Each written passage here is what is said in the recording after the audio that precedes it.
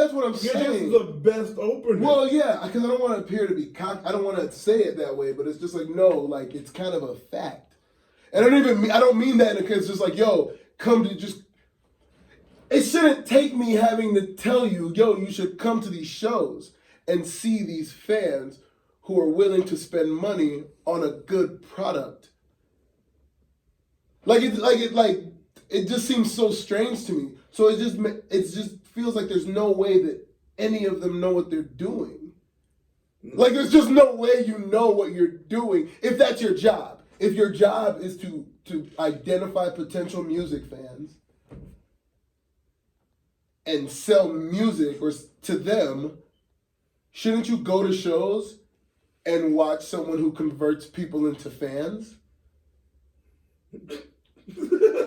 Like, and that's the thing. That's the reason why I feel like it's so obvious that saying it out loud feels strangely cocky, but it's like, or it feels condescending. That's what it is. I don't want to feel like I'm being condescending because it's objectively fucking good. Everyone who hears it says, oh, this is good. And I'm not saying like you know what I'm saying? It's just like, oh, this is really, really, really fucking good. And then I have to, then it's like, even when I'm like, oh, yo, here's a really good song.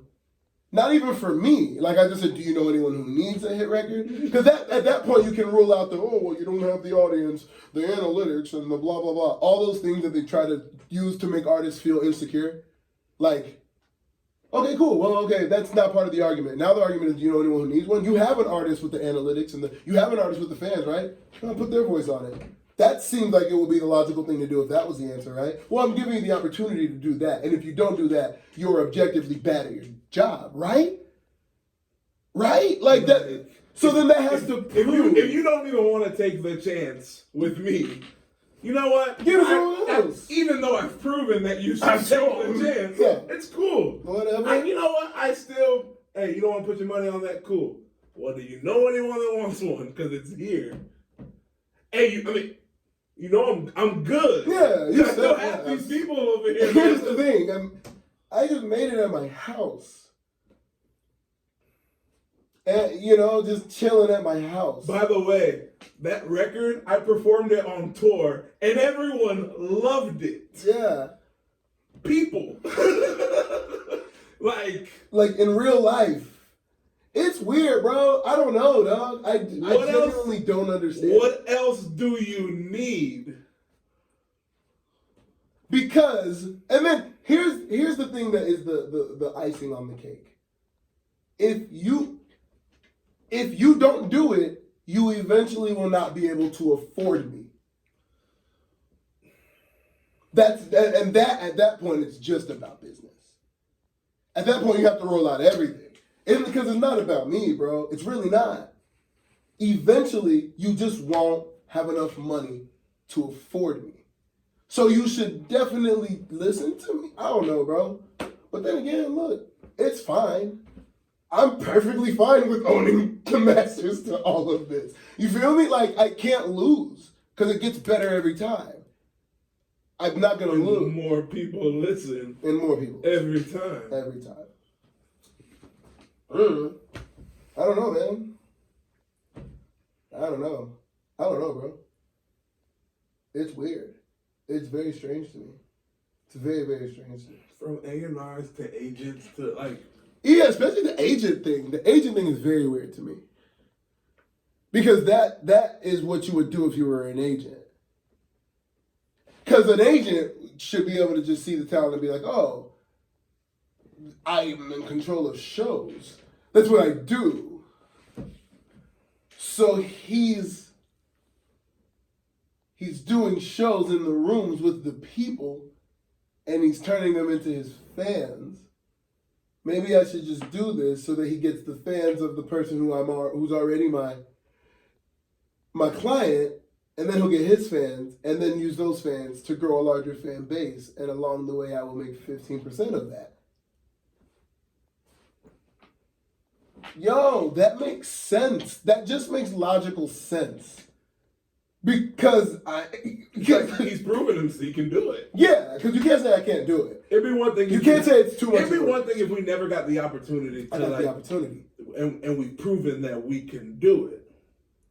I did that shit. We didn't just do this shit neither. I hit a fucking home run. You fucking killed this shit. Like there's not a, and you're not gonna. Well, okay.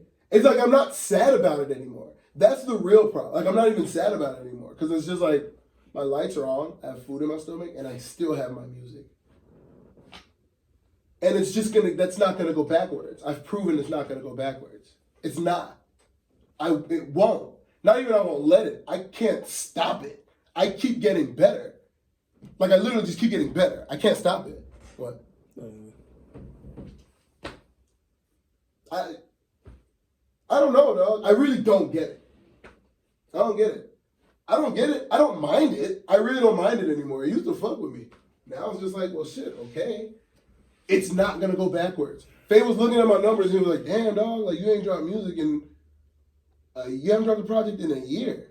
And it's not going backwards. It's just staying there. I'm like, yeah.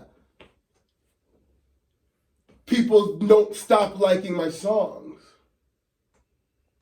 I don't know, man. I don't know, dog.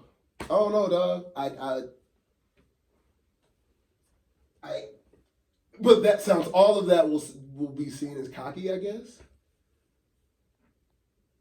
I don't know, dog. I don't know. I genuinely don't understand it. Because at first, you do it alone in your room. You do it alone in your room, it's like, damn. Maybe I just think it's good because it's just me. And at a point that isn't. Then you just keep getting better. Then more people think it's good. And then more people don't just think it's good. They think other people will think it's good. You know what I'm saying? But then it's like, oh, but there's a whole business I don't understand. Then you start poking your head in, and then you end up inside of that business.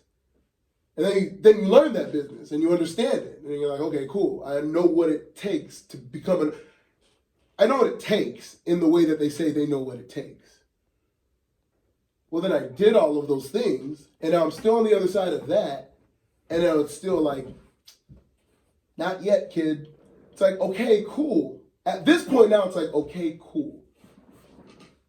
Yeah, at first it was like, but I did my part. Yeah, at first it was like, yo, I'm holding up I did it. What's up, guys? Please. The difference is, it's like, there's nothing to stop. Once upon a time, a label was the only way that if you recorded music, you could get a lot of people to hear it. And that's why they existed. They don't have the power to not have you drop music anymore. They weren't in the power. Do you know what it is, bro? Labels never were putting out music. They were suppressing music that they didn't want out. That's it. That's all it is. Because if people are, man, I want to be out there, and a label is the only way that you can be out there, and the people who are out there are making a certain kind of music, they were regulating. You can then regulate what's getting through. Yeah. That has to be why they exist. That's just the nature of what it would mean. That's just what makes sense from a logical standpoint. They are not in the business of pushing music out.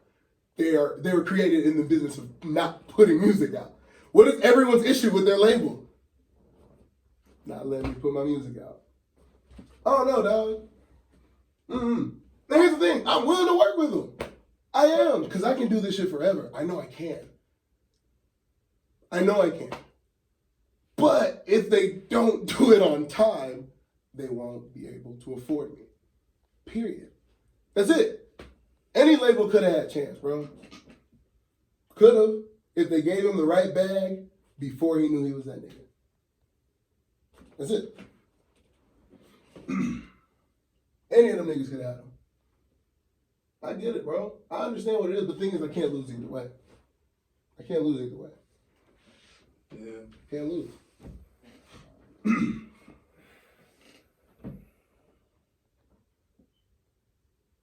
Yeah. Can't lose. I'm fine.